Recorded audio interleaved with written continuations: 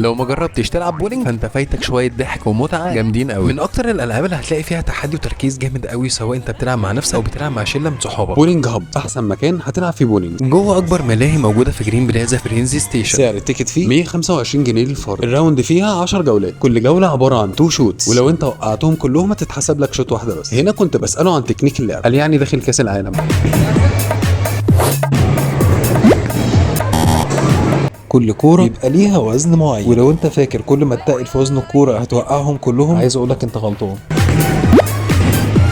لعبة البولينج هي اللعبة الوحيدة اللي في العالم اللي ممكن كل الفئة العمرية تلعبها، من أطفال وشباب وكبار السن. الراوند ممكن تلعبها لوحدك أو ممكن تكون مكونة من 12 فرد يتحدوا فيها بعضك، ودي هتبقى جامدة أوي.